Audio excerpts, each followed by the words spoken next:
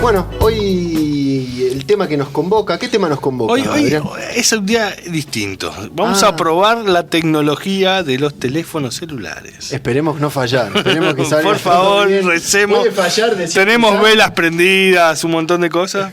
¿Por qué? Porque vamos a tocar el tema de muralismo con un pintor de Córdoba, un muralista de Córdoba, que se llama Elian Chali. Elian Chali, que digamos es un artista internacional, porque pinta en Córdoba y anda recorriendo el mundo con sus murales. Muralismo y graffiti, ¿no? Le preguntaremos sobre su vida. Yo creo que tengo entendido que él inicia en el graffiti y después da el salto a lo que sería el muralismo. Y bueno, ya nos contará él. Sí, hoy no sé qué está haciendo, ¿no? Creo que hasta ha dejado eso un poco de lado. Sí, también está trabajando con algunas intervenciones artísticas. Porque está en el Carafa exponiendo. En este momento hay una exposición de él en el Carafa que se llama Higiene Urbana. Pasamos acá a comentar un poco, que dice, vamos a leer, digamos, lo que dice el Pioneros de un viaje a ningún lado. Hay una reseña de la exposición que está en el Museo Carafa actualmente. No podemos negar la existencia de ciertos mecanismos relativos al planeamiento urbano, que diseñan y determinan nuestro comportamiento en el espacio público. El mobiliario, entre otros dispositivos, es uno de los engranajes que activan este sistema. Habitar la ciudad, aprovecharla como un lugar de encuentro, es un acto en el que cada día le tememos más. La higienización, en este acto, aparece como un proceso de selección que determina los espacios permitidos para la circulación de los cuerpos. La acción de habitar se presenta como algo sucio, molesto o incluso moral y políticamente incorrecto, por lo que es sometida a un filtro inalterable. El correcto funcionamiento de ese filtro depende del nivel de obediencia que tengamos ante los distintos mecanismos y dispositivos. Y continúa. Un ciudadano cualquiera goza del poder para interferir en el curso de estos mecanismos y para configurar su propia moral pública. Solo es necesario que reconozcan su dominio. Los objetos exhibidos, digamos los que están ahora en la muestra, pretenden crear una atmósfera de espacios que remita a un lugar de origen, o sea, su lugar de origen. Pero lo que cuestiona ya es que el nuevo destino aparece como módulos estériles, objetos desactivos, carentes de funcionamiento para el que fueron asignados. Aunque no oculten su historia, su deterioro es intrínseco. Es bastante interesante. Parece muy sencilla la muestra, pero no es. Hay todo un trasfondo con una lógica y un pensamiento detrás. Vamos a continuar con un audio que tiene un poco que ver con que sería medianamente la historia, cómo nace el graffiti, y continuamos. Quizá pienses que el graffiti es un fenómeno moderno. Entonces, te sorprenderá saber que en la prehistoria ya existía el graffiti, o que en la antigua Grecia se utilizaba como forma de protesta. A finales de los 60, en los barrios marginales de Nueva York, los adolescentes iniciaron el graffiti moderno al escribir sus nombres en las paredes, reivindicando así su identidad en la calle. El New York Times entrevista a un tal Taki 183, un joven que se había convertido en noticia al dejar su firma por toda la ciudad. Taki dice: simplemente es algo que tengo que hacer. Trabajo, pago mis impuestos y no hago daño a nadie. Muchos adolescentes lo consideraron como un héroe y empezaron a imitarle. El graffiti empieza a invadir todo el escenario urbano, ganando complejidad. Los vagones de tren y metro se convierten en museos en movimiento. Pero no todo el mundo ve en el graffiti una forma de expresión artística. Las protestas de los ciudadanos consiguen que la policía comience a perseguir a los escritores, haciendo que muchos abandonen el graffiti. En los 80, la cultura hip hop se instala con fuerza y sostiene a varias subculturas, como el rap, el breakdance y el graffiti.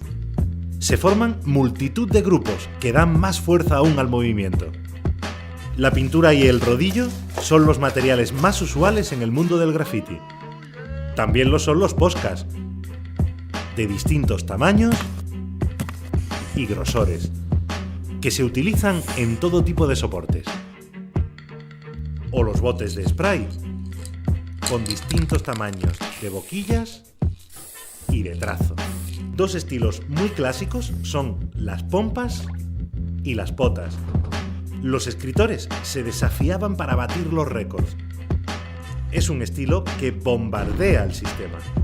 Pintar era una droga de la que no era fácil salir. Con la influencia del punk, el graffiti se vuelve reivindicativo y se ocupa de temas políticos y sociales, rebelándose contra la autoridad o contra la sociedad de consumo, y las vallas publicitarias se convierten en un objetivo habitual.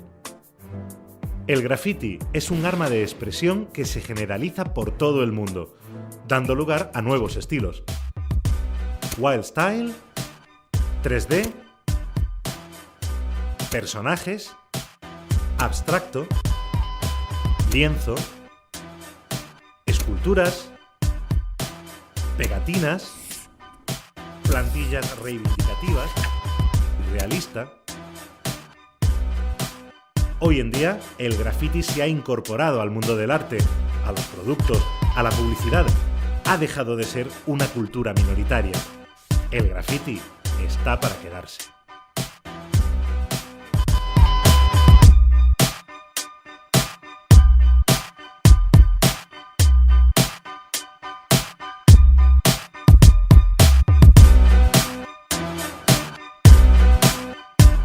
Bien, acabamos de escuchar un audio que hace una recapitulación de lo que sería más o menos la historia del graffiti, de la esencia del arte urbano.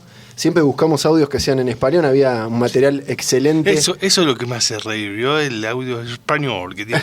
Y lo mejor del audio, creo, esto a modo de chiste, es eso del adolescente que paga los impuestos y viene la policía y le dice, ¿usted no puede pintar?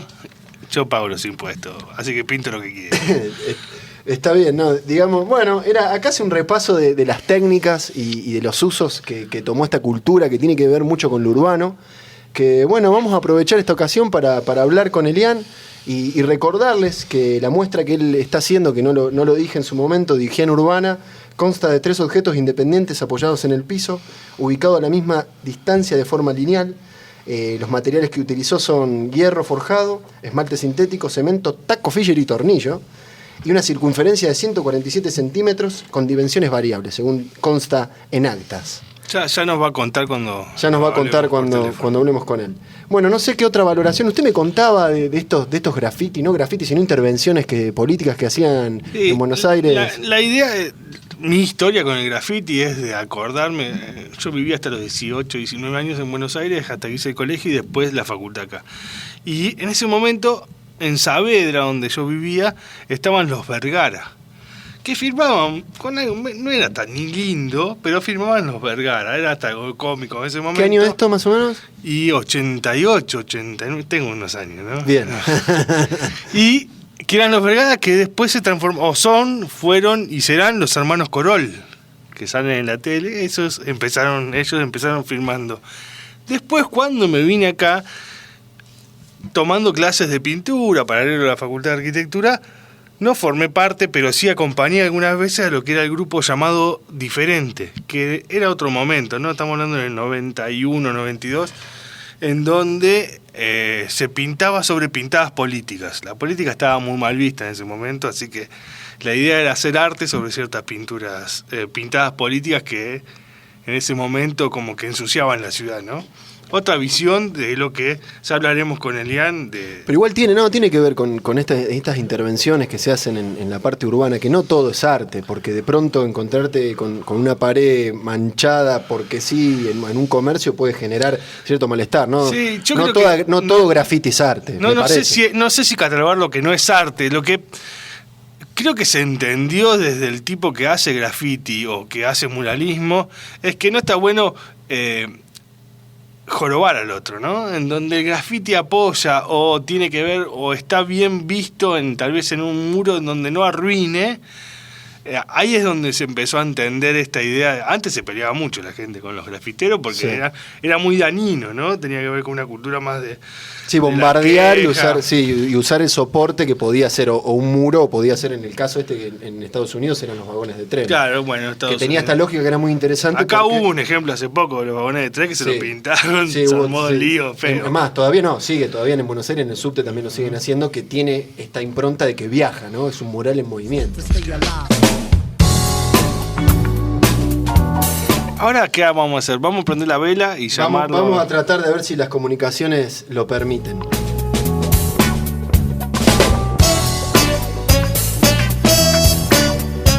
Bueno, acá estamos con de lujo, es una previa, ¿no? Una previa a la invitación que ya se comprometió Eliana a venir acá al piso. Pero bueno, no queríamos dejar de hablar con él y lo llamamos por teléfono para hacerle esta entrevista. Eliana hace muy poquito estuvo en el Museo Carafa presentando su libro que se llama Hábitat. ¿Cómo anda, Elian? Buenas tardes, muy bien. La verdad que muy bien, contento de estar hablando con ustedes. Nada, algo que venía pendiente entre los dos.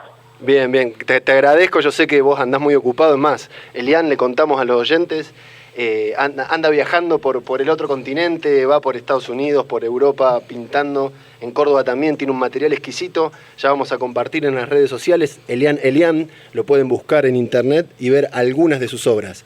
No sé, nos gustaría, Elian, que nos cuentes un poco de qué es esto de Hábitat, cómo surgió la publicación, de qué se trata.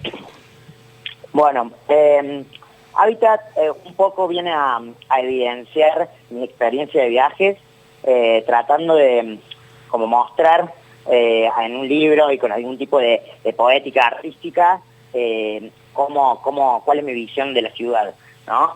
En los últimos 3 años tuve la suerte de poder, transitar más de 25 países, siempre por trabajo y en diferentes condiciones extremas, ¿no? Desde laburar con una institución súper establecida hasta con un proyecto autogestionado, con un fin político y todas esas variantes me empaparon un poco para ponerme a escribir, ¿no? Un poco tomé 3 ejes que son lo que trata el libro para hablar de la ciudad como un soporte, ¿no? En general. Y bueno, cuando todo esto fue como un ejercicio medio catártico, ¿no? Tiene una lógica de expresión como si fuera una bitácora de viaje o como si fuera un diario íntimo incluso, pero tratando de tener un alto grado de objetividad. El libro está acompañado de fotografías, todas las fotografías de película, o sea, todas las fotografías analógicas, y un poco pretenden hacer una interpretación de la realidad que yo veo como vive el humano, ¿no? Tiene una orientación bastante filosófica porque no analizo temas en puntual, no hablo de México como México o de Moscú como de Moscú, hablo como de una ciudad fantasma, una suerte de plataforma irreal que me permita abarcar todos los temas que me acontecen, que me atraviesan, ¿no? Bien. Y en esta, porque bueno, le contamos también a los oyentes que vos más que nada te dedicás, no sé si está bien decirlo así, muralismo sería o graffiti, en qué lugar se puede, no encasillar porque suena medio feo, pero yo veo algo muy lúdico en tus dibujos y los colores, incluso el uso de los colores, yo creo que tiene algo mucho más pensado que solamente, no sé, vos seguramente podrás explicarlo mejor que yo.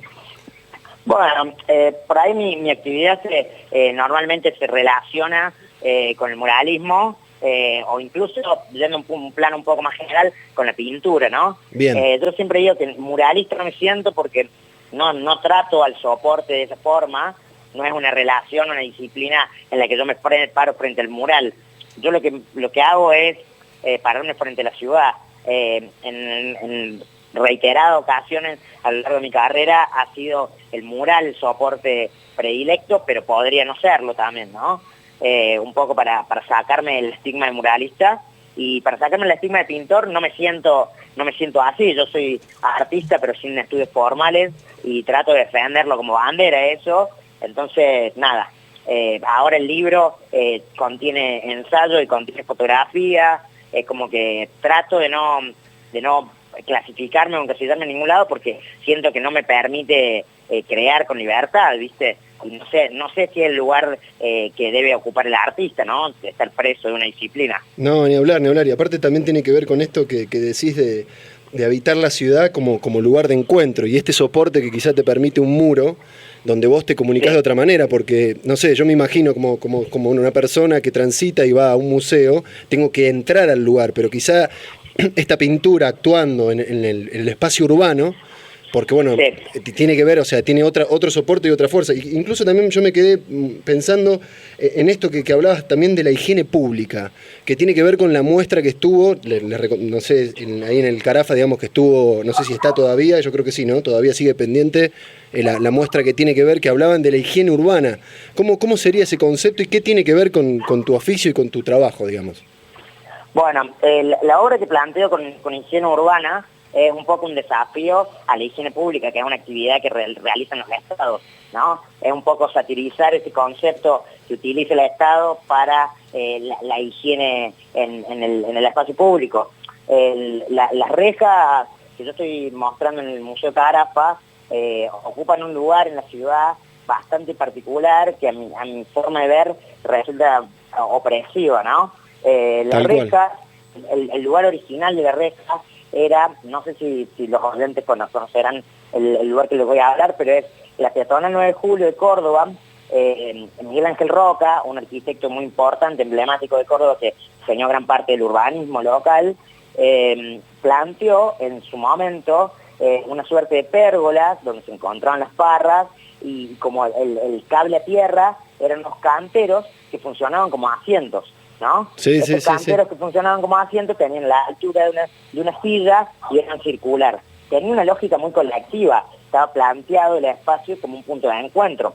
O sea, el tipo frente al diseño de la ciudad, decidió tomar un gesto muy democrático. Más allá, independientemente si estoy de acuerdo con las políticas y las formas de Miguel Ángel Roca, que de hecho no lo estoy, ¿no? Pero la decisión de cómo concebir la ciudad me parecía un acto casi heroico para una sociedad conservadora como la cordobesa, ¿no? Y mucho más inclusivo. ¿Cómo? Y mucho más inclusivo también, ¿no? Porque esa postura sí, o sea, voy con eso, ¿no? Apoyo eso, avalo eso. Entonces, hace unos años, cuando empezaron a replantear algunas cuestiones del urbanismo de Córdoba, entre ellos la iluminación de los edificios emblemáticos, a estas rejas, a estos canteros, que se siguen encontrando el 9 de julio, los empezaron a enrejar. Y el lugar de la reja es el espacio de circunferencial del cantero. Entonces uno ya no se puede sentar ahí, ¿no? Entonces, en un acto casi de cuidado, de paisajismo urbano, se elucubra, se esconde un acto muy opresor, ¿no? Porque básicamente es que el Estado no quiere que las personas adopten y utilicen el espacio público como lugar de encuentro y solamente sea una vía de paso, ¿no? Esto que sucede me parece un problema que lo quería archievidenciar en el museo. Entonces, bueno, nada, a través de diferentes mecanismos logramos ponerlas ahí adentro y a señalarlas como objeto a discutir, ¿no? Bien, bien. Y ahora volviendo quizá un poco más a, que digamos, como para el tema que nos convoca. Me fui un poco de las ramas, pero... No, al contrario, no, súper interesante porque en realidad es conceptualizar esto de la higiene pública, pero... Yo quería acotar con lo de Miguel Ángel Roca, fue el arquitecto que hizo los CPC, o gran parte de los CPC, ¿no? Tiene un colorido especial, tiene un tratado de plástica, bueno, a Aliano le gusta mucho. Más allá de eso, hay algo muy interesante que había hecho también frente a la catedral, que es esta especie de... Claro, en la peatonal, que es esta proyección, que eso sí me parece bastante interesante, un juego de plástica que es como una sombra proyectada de sus ventanas y del marco del edificio. En el solado lo hizo, sí. Claro, fue en la misma época que planteó lo de las peatonales, ¿no? Tal cual, no, pero es muy interesante. Sí, fue todo un plan, ¿no? Sí. Con la vista aérea se ve bastante práctico. Por ahí las formas de llevar a cabo las diferentes obras a lo largo de su carrera, yo no coincido y no estoy con él, digo. Miguel Ángel Roca trabajó con los gobiernos de facto de Latinoamérica, ¿no? Sí. Y para mí no hay trabajo válido con los militares, no hay trabajo válido. Pero bueno, el tipo también ha sabido llevarlo y saber hacer obras que tienen un tinte moderno dentro de un gobierno golpista, ¿no? Entonces también yo adjudico mérito de eso, pero no sé si lo comparto. Nada más, yo en este caso, con la obra, pretendo hablar de algo puntual, es muy... Sí, de un hecho, ¿no? que sucede, que no invita a la apropiación de ese espacio, digamos, todo lo contrario. Totalmente. Sí, ninguno compartimos, ¿no? La idea del... las rejas, nosotros en Carlos Paz te contamos... Ni haber trabajado con gobiernos golpistas, más allá de eso. Lo que sí me gustaría saber un poco es los comienzos de Elian, ¿no? Esta idea de cómo fue todo, cómo se acercó primero, a qué se acercó primero, si de la hoja saltó directamente al muro o cómo llegó esto de ser artista. ¿Qué viene primero, el huevo o la gallina? Claro. Bien. No, yo creo que el huevo. No, un poco, mis orígenes, primero antes que nada vengo de una familia totalmente horizontal, en la que planteamos la organización familiar justamente muy abierta, he sido criado desde la libertad, entonces mi costado expresivo claramente lo adjudico a mi formación, ¿no? No me han puesto ninguna traba ni nada nunca, y bueno, nada, eso me ha funcionado para trabajar y activar todos los mecanismos creativos que fui necesitando a lo largo de mi vida, ¿no?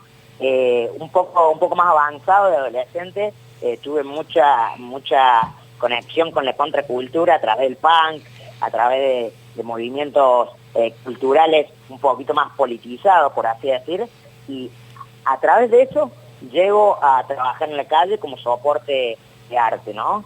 El mexicano un poco fue el graffiti y alguna cosa bastante tradicional, pero rápidamente cuando yo hice una lectura de la supercultura que hay atrás de eso, me quise alejar porque yo no soy eso, ¿viste? Entonces, en el imposible caso de folclorizar, en el imposible caso de intento de volverlo parte de una cultura local, fue mutando mi trabajo y madurando a lo largo de mi vida también, ¿no? Yo tengo actualmente 28 años, estoy trabajando de los 15 aproximadamente en la calle y obviamente todos esos procesos, como el amor mismo, ¿no? Fui entendiendo y fui creciendo y me fueron motivando diferentes cosas. Hoy estoy preocupado de la forma en la que se conciben las ciudades y tengo la suerte de poder verlo alrededor del mundo y nada, quiero hablar de eso, quiero encontrarme y quiero que lo tratemos. Hoy me encuentro en un momento bastante diferente a lo que pueden haber sido mis años pasados, mis años anteriores y tal vez que lo que viene.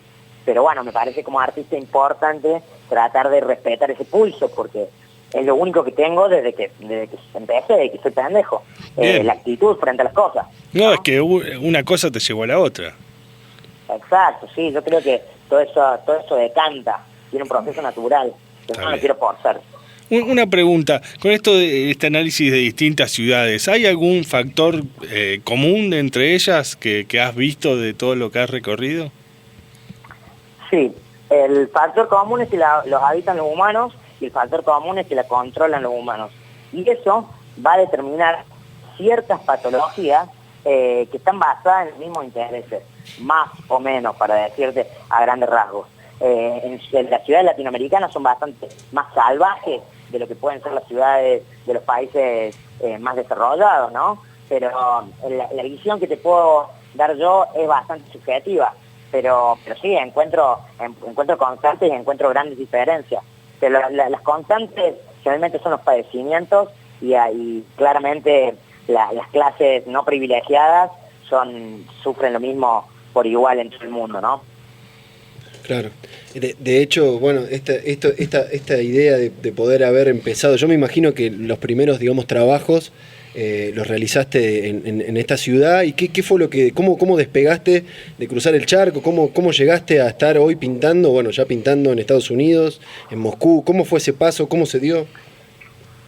Bueno, un poco me pasó que yo me dediqué bastante a la gestión cultural aquí en Córdoba, desde pibe, solo no lo entendía como gestión cultural, lo entendía solamente como compartir y hacer cosas, porque estaba planteando un movimiento y una escena inexistente, ¿no? Escena como lugar, no quiere decir que no había actores o agentes. Un poco, no es que me cansó la falta de oportunidades, sino que también me motivó la idea de ver el mundo, ¿no? Porque me di cuenta que lo que más nutre mi trabajo es el contexto. Entonces, sabiendo eso como estímulo, como motor, empecé a orientar mi carrera un poco más a nivel internacional. y me empezaron a levantar las cosas que hago, algunos medios específicos internacionales, entablé diálogo con curadores, con coordinadores, gestores, gente de museos, gente de movimientos políticos, que podían llegar a ser coherentes con mi búsqueda, por así decir, y nada, lamentablemente, porque me declaro antiglobalización, lamentablemente, nada, estamos demasiado conectados y a veces eso ayuda, ¿no? Y bueno, en este caso me ayudó mucho Internet, la aparición de Internet como dispositivo o como mecanismo disponible para todos, hizo que yo me acerque a muchas cosas, y bueno, eso estuvo bueno, ¿no? Y fue así, bastante natural.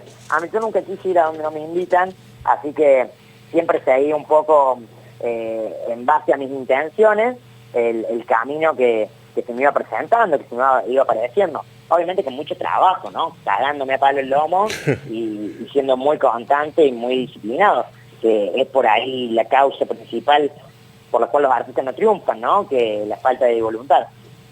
Sí, ni hablar. Yo quiero vale la aclaración y lo quiero decir. Elian tiene unos trabajos exquisitos, muy buenos, pero excelentes. No sé, yo en realidad los miro y me conmueven, lo digo desde mi lado más sincero. Y quisiera que vos nos expliques un poco, atrás de eso tan lúdico que uno ve, ¿cómo decidís elegir esos colores? ¿Por qué son? O sea, no te digo que me expliques cómo haces un mural, ¿no? Pero más o menos tener una idea de qué te lleva a elegir esos colores que para mí, dentro de eso lúdico, esconden todo un trabajo intelectual por detrás. Claro. Bueno, un poco la decisión, yo llego a esta profunda síntesis y abstracción a través de lo que vi alrededor de mi trabajo, ¿no? Cuando hacía grafito, cuando curtía la calle como pendejo asombrado, me daba cuenta que todo lo que hacía no tenía ningún tipo de impacto. La ciudad está muy bombardeada de información. Entonces, en esa super bardeada de información, esa super carga y tanto impacto de datos, me di cuenta que tenía que empezar a sacar data de las composiciones porque funcionaban mejor. Así me explico. Y en eso llego al cuadrado, el círculo y el triángulo, que es geometría básica, y al rojo, amarillo y azul, que son los colores primarios. Esta suerte de lenguaje tan lúdico y tan simple y tan poco exigente, tan poco pretencioso, me permite a mí jugar con la composición al máximo, tirar estos elementos para cualquier lado y sobre todo enfatizar una identidad, ¿no? Como artista, que me parece, en su momento me parecía algo muy interesante para hacer y tal vez hoy lo quiero abandonar, ¿no? Pero me quería construir mi costado, ¿no? No solamente mi perfil discursivo, sino mi perfil estético. Sí, la idea, esto por lo menos a mí me sorprende mucho porque te teníamos más como muralista y nos estamos enterando que estás dejando esto para generar o incurrir en otra parte del arte. ¿Qué sería lo próximo, Elian, que te gustaría hacer? No sé, decir... ¿Qué es lo que se viene? Y no sé qué es lo que se viene, pero creo que la mejor obra de arte es la que está por pasar.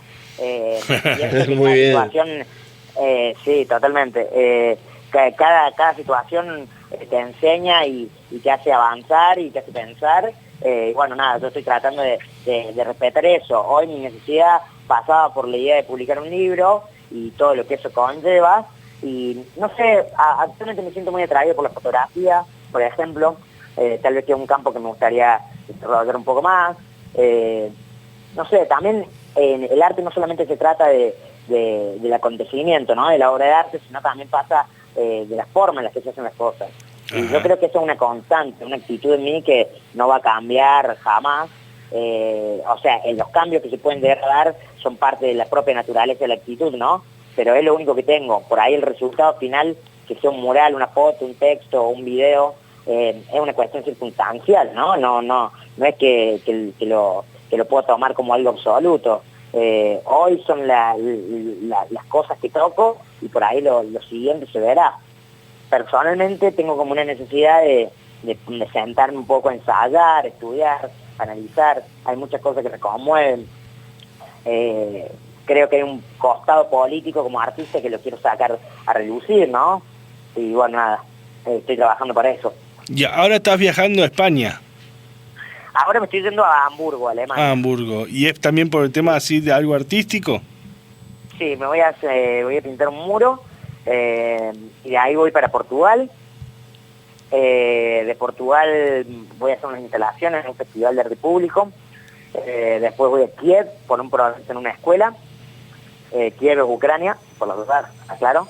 De Ucrania voy para México, de México voy a Paraguay, de Paraguay voy a Argentina unos días, y de Argentina me voy para España, Londres, bueno, un montón de cosas por delante. Sí, está ocupado. La verdad que, Elian, te agradecemos muchísimo esta conversación. Te comprometemos un día a estar más tranquilos acá en el estudio y charlar con vos. Te vuelvo a decir gracias y bueno, buen viaje. Te saludamos desde acá y quedamos en contacto. Muchas gracias por el espacio. Yo creo que es muy rico encontrarme con gente que haga otras cosas. Hace un tiempo un arquitecto viejo amigo me dijo: para ser buen arquitecto hay que saber tocar el piano, ¿viste? Sí. un poco pasa eso, entonces a nutrirse con otras cosas me parece clave. Sí. Y nada, reivindico eso, me encanta que me hayan llamado y espero poderlos ver en persona. Dale, y aparte también hay que para ser buen muralista hay que ser buena persona y se nota que lo sos, así que te mandamos un abrazo enorme de acá. Muchas gracias. Bueno, gracias a vos, Elian. Chau. Bueno, les mando un abrazo y cualquier cosa, la gente que esté escuchando me puede buscar por internet si me quiere consultar algo. Dale. Decinos bueno, nosotros vamos a compartir después por las redes sociales, pero digamos Elian, y si no después lo vamos a subir cuando hagamos en el flyer subimos datos, como un dato curioso que les puede interesar. La semana que viene va a estar online el libro para descargar. Buenísimo. No pudieron acceder al libro por diversos motivos, pero quieren chequear antes de comprarlo. Pueden hacerlo, lo pueden descargar, verlo online, laburarlo ahí tranca, y si se interesan me lo hacen saber y coordinamos para que tengan una copia. Dale, buenísimo. Gracias de nuevo, Elian. Bueno, les agradezco a ustedes. Un abrazo. Chau.